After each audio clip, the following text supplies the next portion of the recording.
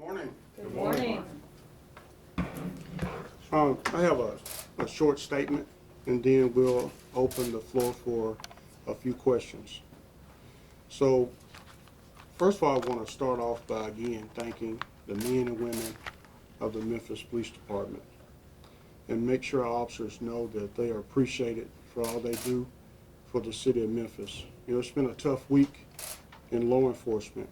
You know, there were unprovoked and unwarranted acts of violence against my officers and members of the Shelby County Sheriff's Office.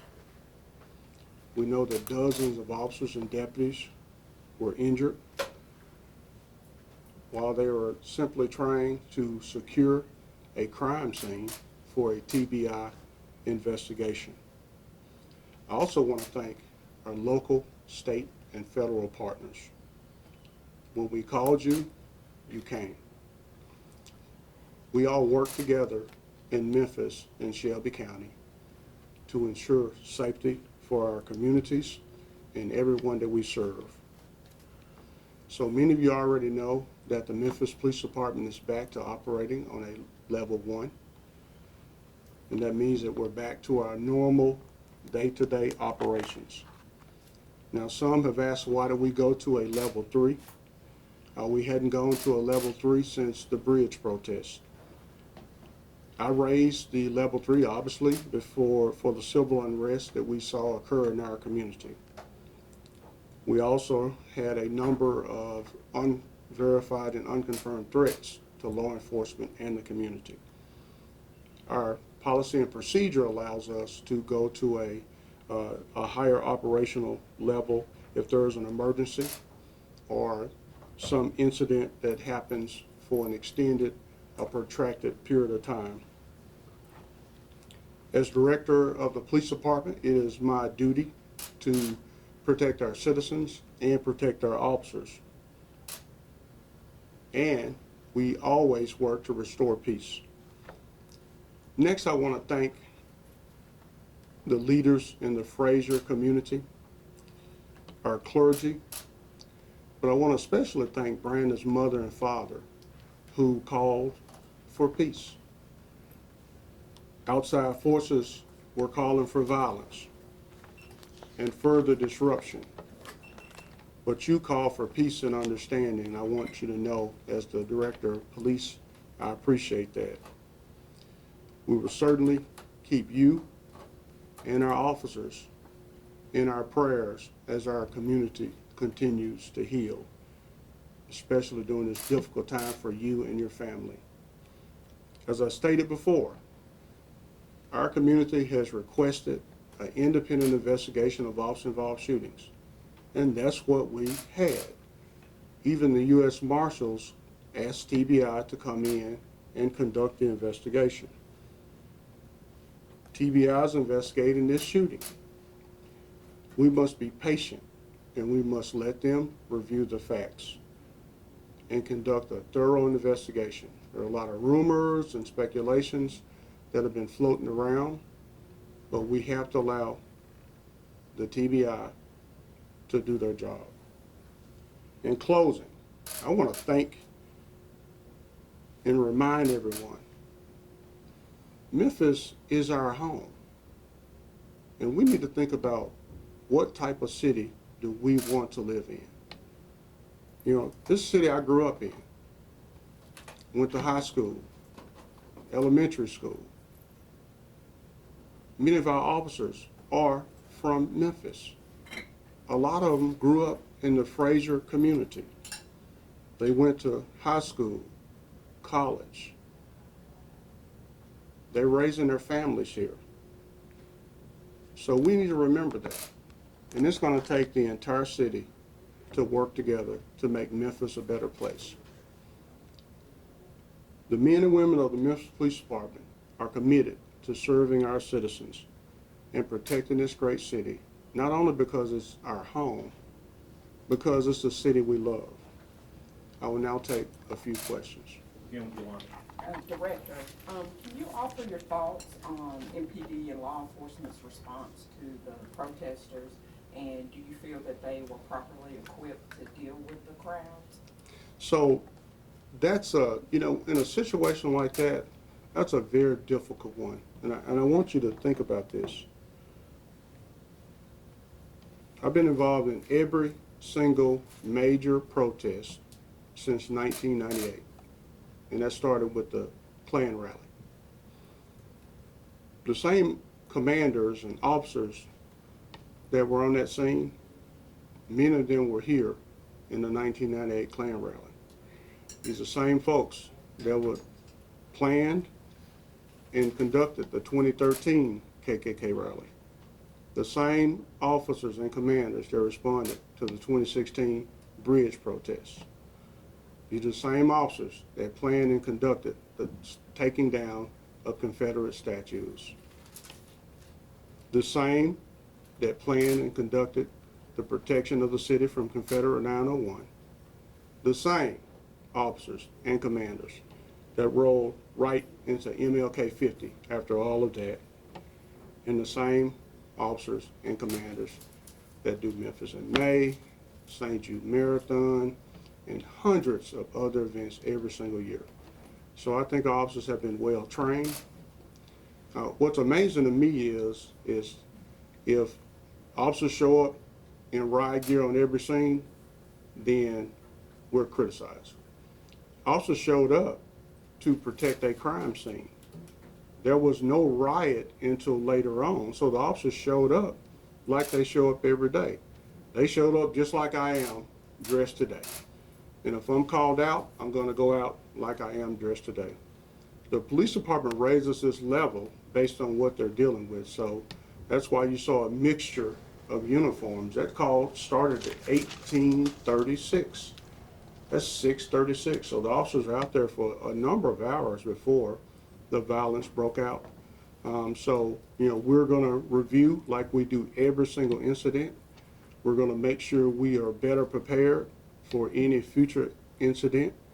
We've gone out and talked to our officers, and I respect the opinion of our officers and their family members. We respect them enough to go see them and stand before them and talk to them, and we will get better. So one of my officers I called that was injured, I wanted to check up on him.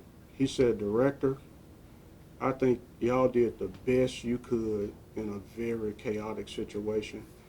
And that's one of those situations where nobody died. We don't have to, there was no additional death where we had to continue to mend another death in our community. So I'm going to stand behind my commanders. We're going to get better, and we're going to continue to protect this city. Yes, sir. Yeah, if you could, is there any specific injuries any officers had, and is this, you know, still an opportunity for the department to kind of work through and mend those relationships in Frazier, even though you all weren't responsible for it? So great question. So if you think about something, I stood with members of the Frazier community and the governor, as he came into Frazier and sat with Pastor DeAndre Brown and felons trying to not only attack Blight with the Blight Patrol, but that wasn't our first time being there. We're always there. We're always in Frazier working with our community. So the police department will continue to work to build our relationships, but relationships go both ways. So we're going to be there. We're ready. And I hope that the good people of Frazier will continue to partner with us, and they already are. I do not think that incident represents our community. And that's why I started out with the people of Memphis are going to have to decide what type of community do you want to live in. And I think we want to live in a community that works hand in hand with law enforcement and that works every day to make this city safe. Yes, sir. Could you update us specifically on the extent of officer injuries? There's been various details floating out there, and then just what the status is of all the officers. I know there were a lot of them. Great. I think I've called all the officers. I'll make sure I continue to work on and call sheriff's office, the deputies. But the officers in great spirits. So whatever the extent of their injuries, every one I talk to is trying to get back to work. And most of the injuries were minor, but every single officer I talked to said, Director, I'm ready to get back to work. And I said, hey, make sure you're good to go. But that shows the spirit of our officers. Despite what they went through, they're ready to come back to work and serve. So I'm just proud of the professionalism, the bravery that our officers have shown, and they will continue to show. Justin. When we came out to the Fraser community and on Thursday, many of those community leaders said what we saw with the violence was an emotional reaction to people in that area who for a long time have felt voiceless. And that is what we saw erupting on Wednesday night. We couldn't really get a straight answer of why they felt voiceless, but what is your reaction to hearing that is their response to feeling that way? Yeah, there's some unbelievable leaders in the Fraser community that have been on the ground the entire time. I'm going to let them focus on that.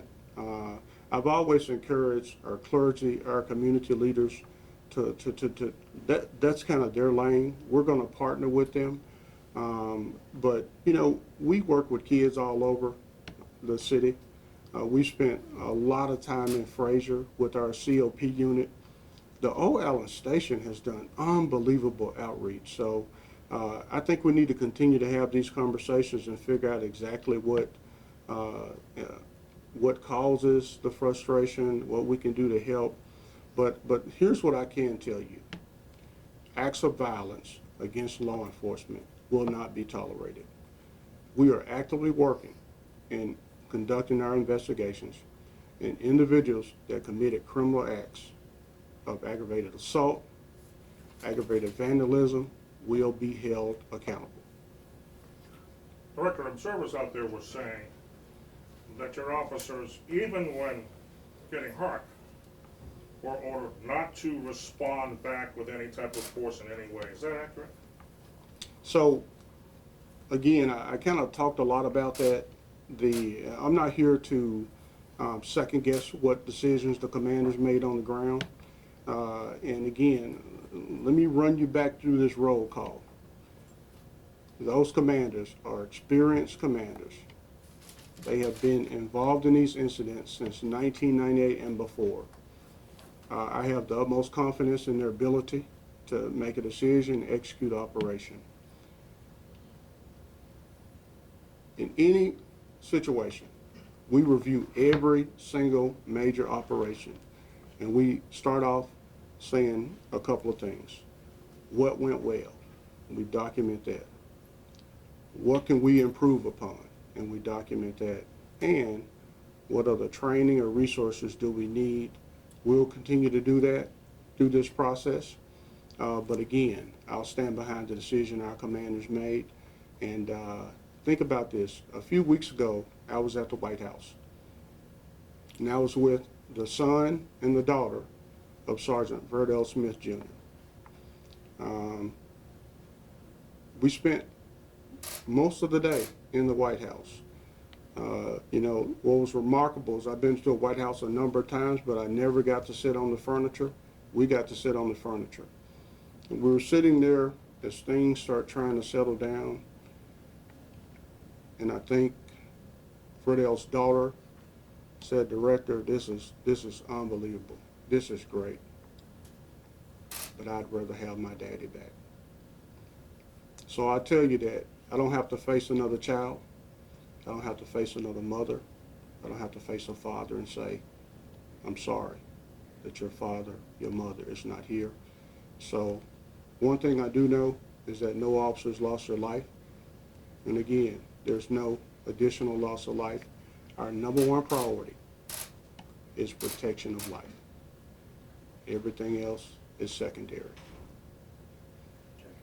Several of your officers have talked to us complaining about how the protective gear that was used during the riot was ineffective. They didn't feel protected when they were using that gear, and we reported that you guys spent recent amount of money buying chemicals to disperse crowds. But what are you guys doing to update equipment, riot gear, to make these officers feel safe? Like I said again, they've been coming to us telling us they don't feel safe with the current riot gear? Well, if you go back to the images that you took while you're on the scene, I've already addressed that. The officers responded as they are right now. And as the event escalated, officers responded in riot gear. So we're reviewing that, as I said. We'll continue to equip our officers and you know, improve. And after every situation, we try to make the next event better. I have personally dealt with this situation again since 1998. And we put equipment in precincts, equipment in cars, but that's one of those very, very extreme, unusual situations where it went from, you know, angry people to folks committing acts of violence. And so here's what I've said to our officers. We're here to hear you. We're here to get better. But again, when we say that the equipment didn't work, no officers died. Some officers received some pretty, you know, severe injuries, but these officers are all ready to get back to work. So I go back to the spirit of the men and women of the Memphis Police Department. I'm proud of what they did, and again, we'll get better and be ready for the next event. I have one more thing. 3 people were arrested the day of the riots. One of the people that was arrested had charges dropped. What do you say to that person? Are other arrests coming? Could other charges be dropped? So we don't handle what happens on the court side. We make arrests, we present evidence and affidavits to the DA's office and the judges make a decision. I would hope that the courts really understand their role in this. I think I've told you that there will be more arrests. Individuals will be held accountable. But I know a lot of people do a lot of things out in front. I try to work behind the scenes, and I definitely look forward to talking to the judge and say, Judge, what could we have done differently to convince you that this was an appropriate charge? And we've already been in discussion with the DA's office, so we'll continue to work with our partners. But again, I just want to close out by, again, thanking the men and women of the MPD. I think that this is a time for calm and peace. And we need to, again, keep not only the officers in your prayers, but the families in your prayers, because there's some still difficult days. There's a lot of work to do in this city. And I think we need everybody involved, and that includes the media. You know, a lot of times, you know, everybody wants to hold me accountable, but I got to hold you guys accountable too, because sometimes y'all do a great job. Sometimes you get things stirred up, and that's not acceptable. We all live in this city, and it should be our goal to make this city better. And I hope that you can partner with me and do your role, because I can't out-talk you. I can't out-broadcast you. I can't interview all the people you interview, but we all have a role, and I hope that we all have the same goal. Thank you.